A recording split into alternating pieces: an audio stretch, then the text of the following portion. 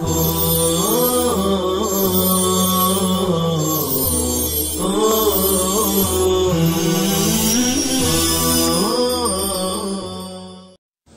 اللہ الرحمن الرحیم الحمد للہ رب العالمین والصلاة والسلام علی سید الانبیاء والمرسلین محمد وعلی آلہ وصحبہ اجمعین اما بعد. محبان حبیب کبریا، طالبان علوم نبوت، سیرت خاتم النبیین صلی اللہ علیہ وسلم کا یہ 13واں سبق ہے، جس کا عنوان ہے قصۃ بنیان الکعبۃ ودرء فتنۃ عظیمہ. کعبہ کی تعمیر کا قصہ اور ایک بڑے فتنے کا ٹل جانا. بنیان یہ مصدر ہے، بنا یبنی بناء و بنیانا، تعمیر اور بلڈنگ اور عمارت کے لیے بھی استعمال ہوتا ہے. درء یہ باب فتحہ کا مصدر ہے، درع یدرع درعا،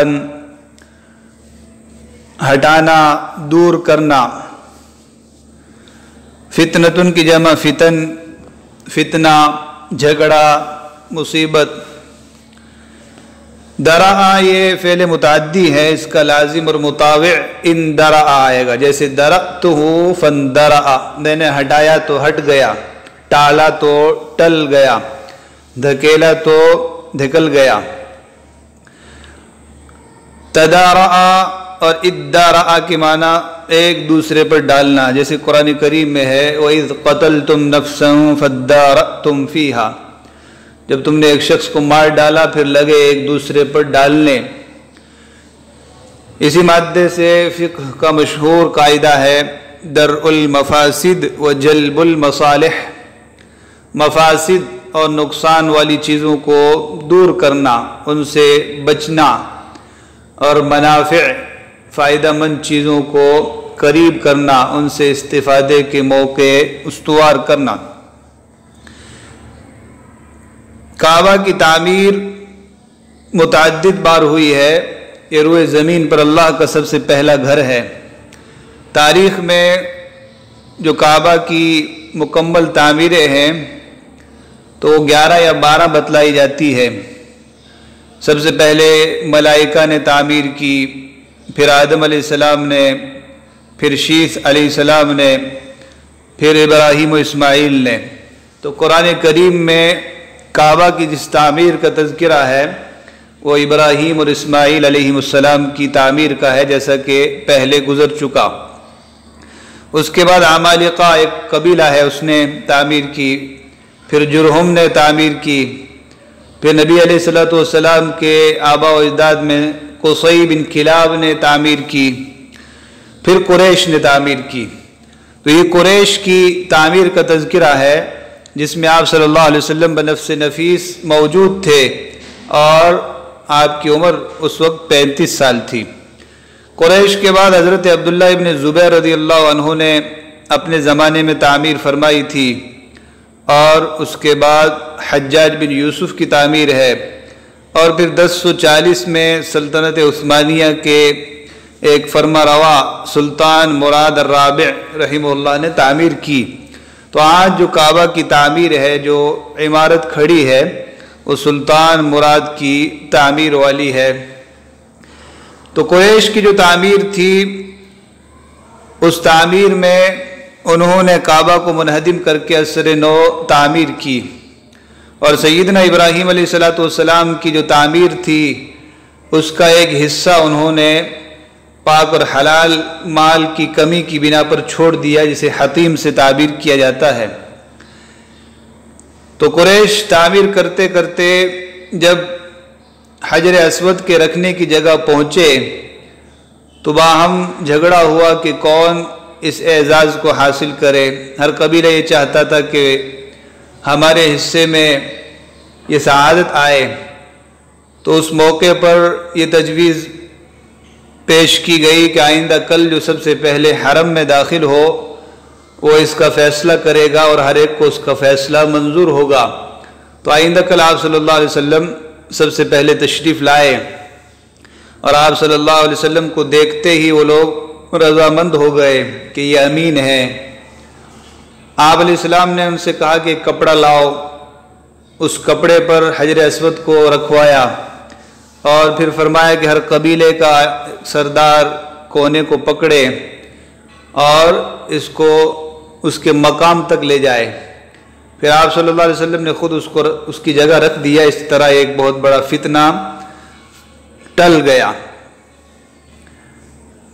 तो हज़रत रहीमहुल्लाह लिखते हैं, वलम्मा बलगा रसूलुल्लाह सल्लल्लाहु अलैहि वसल्लम 35 सना, जब रसूलुल्लाह सल्लल्लाहु अलैहि वसल्लम 35 साल के हुए, इज्तमाअत कुरैशुन लिबुनियानिल काबा, कुरैश काबा की तामीर के लिए इकट्ठे हुए।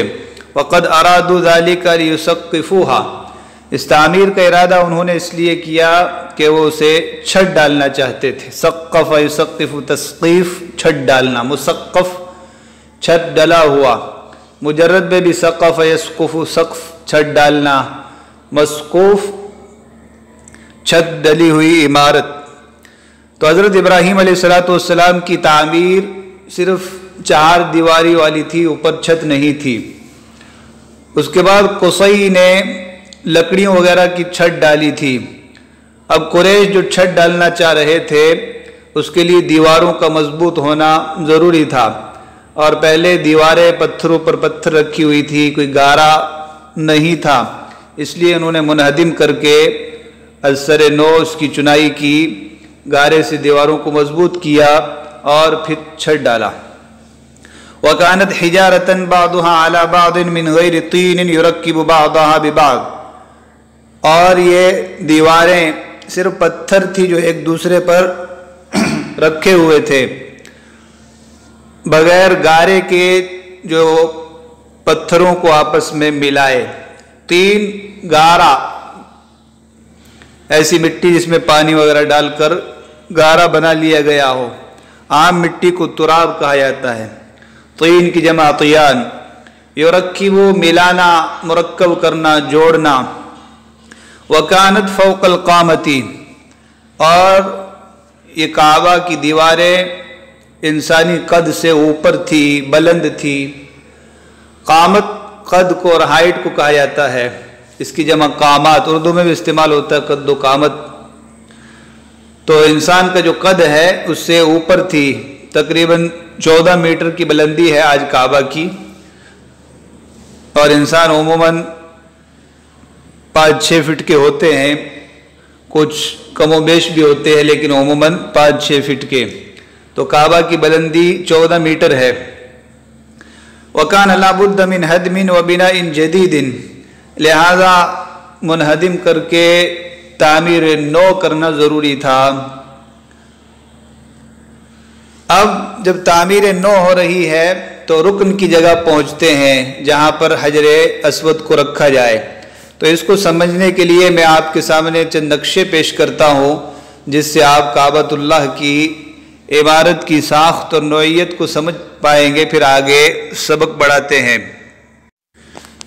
देखें, ये जो आपके सामने नक्शा है ये सैयदना इब्राहीम और इस्माईल अलैहिमुस्सलाम की तामीर का नक्शा है। उस तामीर में काबा के 2 दरवाजे थे, एक दाखिल होने का और एक निकलने का। और हजरे हतीम का जो हिस्सा है वो भी काबा के अंदर था। हज़रत इब्राहीम और इस्माईल की तामीर हतीम को अंदर लिए हुए थी, जिसको कुरैश ने बाहर छोड़ दिया था। और दाएं बाएं कौन सी दीवार कितनी मीटर कितनी सेंटीमीटर है पूरा लिखा हुआ है। तो ये सैयदना इब्राहीम और इस्माईल अलैहिस्सलाम की तामीर थी। अब आज जिस सूरत में काबा बाकी है उसका नक्शा देखें।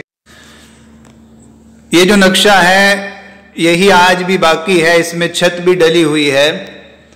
तो इससे आप मौदे और रुकन को समझ सकेंगे।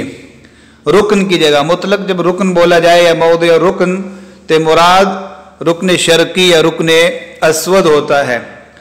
फोटो में आप देखें अल हजरुल अस्वद की तरफ जो खत खींचा हुआ है उसी के ऊपर रुकनुल हजरिल अस्वद, हजर अस्वद का रुकन। काबा के 4 अरकान हैं, यानी एक मुरब्बा है।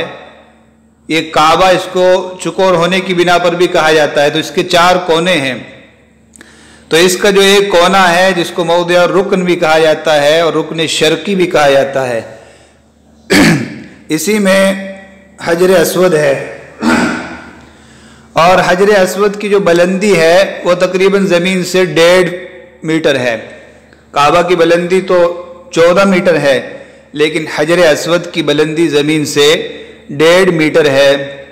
और ये रुकन शर्की में वाक़े है, मशरिक़ की जानिब ये रुकन है, इसलिए इसको रुकन शर्की भी कहा जाता है। और यहीं से तवाफ़ का आगाज़ होता है। अब जब तवाफ़ का आगाज़ होगा तो हम अपना बायां हाथ काबे की दीवार की तरफ रखेंगे और दायां हाथ बाहर की जानिब। तो हमें उधर चलना है जिधर बाब काबा है। तो काबा के दरवाजे से होते हुए हजर इस्माइल, जिसको हतीम भी कहा जाता है, तो उस तरफ से हमको घूमते हुए तवाफ़ करना है। तो रुकने शर्की से या रुकने अस्वद से होते हुए अब हम जाएंगे रुकने शमाली की तरफ, जिसको रुकने इराकी भी कहा जाता है। तो रुकने इराकी ये काबा का दूसरा रुकन है, दूसरा कोना है। पहला रुकन रुकने शर्की, जिसको रुकने अस्वद भी कहा जाता है, और दूसरा रुकन रुकने शमाली, जिसको रुकने इराकी भी कहा जाता है। ये इराक की तरफ वाक़ है, इसलिए रुकने इराकी। फिर उससे होते हुए मीज़ाब रहमत से गुज़रते हुए रुकने गरबी की तरफ जाएंगे, जिसको रुकने शामी भी कहा जाता है। चूँकि शाम मक्का से मगरिब की जानिब है, तो इसलिए उसको रुकने गरबी और रुकने शामी कहा जाता है। फिर घूमते हुए रुकने जनूबी की तरफ आएंगे, जिसको रुकने यमानी भी कहा जाता है। तो यमन चूँकि मक्का से जनूब की तरफ वाक़ है, तो जनूब की तरफ आने वाली हर चीज़ को वो रुकने यमानी से या यमानी से ताबीर कर सकते हैं। तो ये काबा के अरकान अरबा हैं। यहाँ जब कहा जाएगा मौदिया रुकन, रुकन की जगह, तो आप समझ लें कि काबा के दरवाजे से पहले हजर अस्वद जो दिख रहा है, तो यही रुकन रुकने अस्वद है और यही रुकन रुकने शर्की है। तो ये काबा के अरकान अरबा हैं। फिर उसी रुकने अस्वद से जो इधर एक ख़त खिंचा हुआ है, तो ये इशारा दे रहा है कि यहाँ पर रुकने अस्वद है, यहाँ से तवाफ़ का आगाज़ करना है। तो मौजूदा वक्त में भी काबा का नक्शा यही है। हतीम, जिसको हजर इस्माइल भी कहते हैं, तो वो उस वक्त काबा के अंदर दाखिल था, लेकिन कुरैश की तामीर में इसको बाहर कर दिया गया और फिर बाहर ही चला आया। हज़रत अब्दुल्लाह इब्न ज़ुबैर रज़ियल्लाहु अन्हु ने अपनी तामीर में इसको अंदर कर दिया था और फिर हज्जाज ने फिर बाहर कर दिया, तो आज भी ये बाहर है। अब काबे का एक ही दरवाज़ा है और ये ज़मीन से काफ़ी बुलंदी पर है। काबा का एक ये नक्शा है जिसमें आप फर्जंदा ने तौहीद को काबा के इर्द गिर्द मुजतमअ देख सकते हैं। तो इसमें भी बाब काबा है और इसमें मकाम इब्राहीम भी दिख रहा है, हजरे अस्वद भी दिख रहा है। तो जहाँ पर बाब काबा है उसी से कुछ आगे रुकन अस्वद है, जिसको यहाँ पर मौदिया रुकन से ताबीर किया जाएगा। तो अब किताब में देखिए, इंशाअल्लाह अब बात आपको समझ में आएगी। फलम्मा बलगल बुनियान मौदिया रुकन, जब ताबीर रुकन की जगह तक पहुंची, तो रुकन से मुराद यही रुकन हजरे अस्वद है, जो काबा के अरकान अरबा में से एक रुकन है। इख्तसमु फिल हजर अस्वद, तो हजर अस्वद के सिलसिले में उन लोगों में झगड़ा हुआ। इख्तसम, इख्तिसाम, लड़ना झगड़ना। हजर अस्वद सियाह पत्थर, ये जन्नत से उतरा हुआ एक पत्थर है। जब जन्नत से उतरा था तो बर्फ की तरह एकदम सफ़ेद था, लेकिन बनी आदम के गुनाहों ने इसे सियाह कर दिया। क़यामत के दिन ये आएगा और अल्लाह रब्बुल इज़्ज़त इसको ज़ुबान देंगे और ये गवाही देगा, जिसने भी इसको बोसा दिया होगा, बोसा देने वाले शख्स के हक में ये गवाही देगा। कुल्लु कबीलतिन तुरीदु अन तरफ़अहु इला मौदिइही दून अल-आखर, हर कबीला ये चाहता था कि दूसरे को छोड़कर वो حجر اسود کو اس کی جگہ تک اٹھائے، بلند کرے۔ قبیلہ کی جمع قبائل، دون الاخر، دوسروں کے علاوہ، یعنی یہ شرف اسی کو حاصل ہو۔ وکل قبیلۃ ترید ان یکون لها هذا الشرف، ہر قبیلہ چاہتا تھا کہ یہ شرف اس کو حاصل ہو۔ حتی آل الامر الى الحرب، یہاں تک کہ معاملہ جنگ تک آ پہنچا۔ یہ بہترین تعبیر ہے، آل یؤول اولا ایلولتا، لوٹنا، پہنچنا۔ آل الامر الى کذا، معاملہ یہاں تک آ پہنچا، نوبت ایجا رسید۔ جیسے کہا جاتا ہے فلسطین و بیت المقدس آلت الی المسلمین بایلولۃ الشرائع بشریعۃ الاسلام، فلسطین اور بیت المقدس مسلمانوں کے پاس پہنچا، ان کے حصے میں آیا جب ساری شریعتیں سمٹ کر شریعت اسلامیہ میں آ گئی، شریعت اسلامیہ کے تحت داخل ہو گئی۔ تو آلت الی المسلمین بایلولہ، یہی مصدر ہے، ایلولۃ الشرائع بشریعۃ الاسلام۔ تو آل الامر الی الحرب، نوبت جنگ تک پہنچ گئی۔ آل الامر الی الخصام، مولد جھگڑے تک آ پہنچی۔ وکانت فی اہون من ھذا بکثیر فی الجاہلیہ، زمانے جاہلیت میں تو اس سے بہت معمولی واقعات میں بھی جنگ ہو جاتی تھی، جھگڑا ہو جاتا تھا۔ کانت فی اہون من ھذا، اس سے بہت زیادہ ہلکا، اس سے بہت زیادہ معمولی، ہان یہون ہونن سے ہے، بکثیر بہت زیادہ، با برائے تاکید ہے، اس سے بہت معمولی قسم کی باتوں میں، بہت معمولی جھگڑوں، معمولی واقعات میں جھگڑے تک نوبت پہنچ جاتی تھی۔ وَأَعَدُّوا لِلْقِتَالِ، اور لوگ جنگ کے لیے تیار ہو گئے، اعد اعداد، تیار ہو جانا۔ وَقَرَّبَتْ بَنُو عَبْدِ الدَّارِ جَفْنَةً مَمْلُؤَةً دَمًا، بنو عبد الدار نے خون سے بھرا ہوا ایک بڑا پیالہ پیش کیا، سامنے کیا۔ قربہ، آگے بڑھانا، جفنت ان کی جمع جفان، بڑا پیالہ، ڈونگا۔ مملوءتن، بھرا ہوا، ملأ یملأ ملأن سے، دمن تمیز ہے، تو خون سے بھرا ہوا ایک بڑا ڈونگا، بڑا پیالہ سامنے لائے۔ وَتَعَاقَدُوا هُمْ وَبَنُو عَدِيٍّ عَلَى الْمَوْتِ، انہوں نے اور بنی عدی نے موت پر معاہدہ کیا، لڑنے مرنے کا پختہ ارادہ کیا۔ تعاقد علی، عہد کرنا، پیمان کرنا۔ تو یہ بنو عبد الدار بھی قریش ہی کا ایک قبیلہ تھا اور بنو عدی بھی قریش کا قبیلہ تھا۔ تو ان دونوں نے کہا کہ اگر ہمارے حصے میں حجر اسود کو رکھنے کی سعادت نہ آئی تو ہم کٹ مریں گے۔ وَأَدْخَلُوا أَيْدِيَهُمْ فِي ذَلِكَ الدَّمِ فِي تِلْكَ الْجَفْنَةِ، اور ان لوگوں نے اس خون میں، اس پیالے میں اپنے ہاتھ داخل کیے۔ فی ذالک الدم، اس خون میں، اس کے بعد فی چھوٹ گیا ہے، فی تلک الجفنہ، اس ڈونگے میں، اس پیالے میں خون کے اندر اپنے ہاتھ داخل کیے۔ آگے حضرت لکھ رہے ہیں وکانت آیت الموت والشر، اور اس طرح خون میں ہاتھ داخل کرنا مرنے اور بڑے شر اور فساد کی علامت سمجھا جاتا تھا۔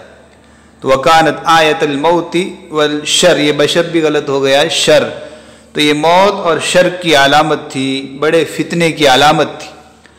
ومکثت قریش علی ذلک ایاما، کئی دن تک قریش اسی صورتحال میں باقی رہے، یعنی کوئی فیصلہ ہی نہیں ہوا کہ کیا کیا جائے، کس طرح اس معاملے سے نپٹا جائے۔ مکث یمکث مکث علی ذلک، اسی حالت پر ٹھہرے رہے۔ ثم اتفقوا على ان اول من يدخل من باب المسجد يقضي بينهم، پھر سب اس بات پر متفق ہوئے کہ جو مسجد کے دروازے سے سب سے پہلے داخل ہوگا وہ ان کے مابین فیصلہ کرے گا۔ اتفق علی، متفق ہونا، قضا یقضی، فیصلہ کرنا۔ فکان اول داخل علیہم رسول اللہ صلی اللہ علیہ وسلم، تو سب سے پہلے داخل ہونے والے رسول اللہ صلی اللہ علیہ وسلم تھے۔ فلما رأوه قالوا هذا الامین رضینا هذا محمد، جب انہوں نے آپ صلی اللہ علیہ وسلم کو دیکھا تو کہا یہ تو امانت دار ہیں، ہم ان پر راضی ہیں، یہ محمد ہیں۔ تو فکان اول داخل، اول یہ کانا کی خبر مقدم ہے، رسول اللہ اس کا اس میں مؤخر ہے۔ امین کی جمع ومنا امانت دار، رضینا ہم راضی ہیں، ہم رضامند ہیں۔ ودعا رسول اللہ صلی اللہ علیہ وسلم بثوب، رسول اللہ صلی اللہ علیہ وسلم نے ایک کپڑا منگوایا، دعا بالشیء منگوانا، طلب کرنا۔ وآخذ الحجر ووضعه فيه بيده، آپ نے پتھر کو لیا، حجر اسود کو لیا اور اپنے ہاتھ سے اس کپڑے میں رکھا۔ ثم قال لتأخذ كل قبيلة بناحية من الثوب ثم ارفعوه جميعا، پھر فرمایا کہ ہر قبیلہ کپڑے کے کونے کو پکڑے، پھر سب مل کر اس کو اوپر اٹھائیں، ناحیہ نواحی کونا گوشہ، ثم ارفعوه جميعا، پھر سب مل کر اس کو اوپر اٹھاؤ۔ ففعلوا، تو ان لوگوں نے ایسا ہی کیا، حتی اذا بلغوا به موضعه وضعه هو بيده ثم بنى عليه، پھر جب ان لوگوں نے اس کو اس کے مقام تک پہنچایا تو آپ نے اسے اپنے ہاتھ سے رکھ دیا، پھر اس کے اوپر تعمیر ہوئی۔ وہکذا درع رسول اللہ صلی اللہ علیہ وسلم الحرب عن قریش بحکمت لیست فوقها حکمت، اس طرح رسول اللہ صلی اللہ علیہ وسلم نے قریش سے ایک جنگ کو ٹال دیا، ایسی حکمت اور دانش مندی سے جس سے بڑھ کر کوئی حکمت اور دانش مندی نہیں ہو سکتی۔ ایک بہت بڑی جنگ سے یہ لوگ بچ گئے، بہت زیادہ خون خرابے سے یہ لوگ بچ گئے، تو اس سے بڑھ کر حکمت اور دانش مندی کیا ہو سکتی ہے۔ درا پیچھے بتلایا گیا ٹال دینا، ہٹا دینا، حکمتن کی جمع حکم، دانش مندی۔ حکمت کہا جاتا ہے احکام وضع الشیء فی موضعہ، احکام وضع الشیء فی موضعہ، کسی چیز کو مضبوطی اور عمدگی کے ساتھ اس کی جگہ رکھ دینا۔ اور امام ابن القیم رحمہ اللہ نے حکمت کی بہت خوبصورت تعریف فرمائی ہے، فعل ما ينبغي على الوجه الذي ينبغي في الوقت الذي ينبغي، فعل ما ينبغي على الوجه الذي ينبغي في الوقت الذي ينبغي، مناسب فعل کو مناسب وقت میں مناسب ڈھنگ اور انداز سے انجام دینے کا نام حکمت ہے۔ تو رسول اللہ صلی اللہ علیہ وآلہ وسلم تو سراپا حکمت تھے۔ تو حضرت نے بہترین تعبیر استعمال فرمائی، بحکمت لیست فوقها حکمت، ایسی دانائی، ایسی دانش مندی سے اس سے بڑھ کر کوئی دانش مندی نہیں ہو سکتی۔ جیسے ہم کہہ سکتے ہیں حقن الدماء والصلح بین الناس حکمت لیست فوقها حکمہ، خون ریزی سے بچانا، لوگوں کے درمیان صلح پیدا کرنا، یہ ایسی دانش مندی ہے جس سے بڑھ کر کوئی دانش مندی نہیں ہو سکتی۔ اللہ رب العزت ہمیں ان تمام باتوں سے سبق لینے کی توفیق نصیب فرمائے، ادب عربی کی آبیاری بھی فرمائے، اور سیرت نبوی کے مبارک گوشوں سے اپنی زندگی کو مزین اور بہتر سے بہتر بنانے کی توفیق نصیب فرمائے۔ وصلی اللہ وسلم علی نبینا الکریم، وآخر دعوانا الحمد للہ رب العالمین۔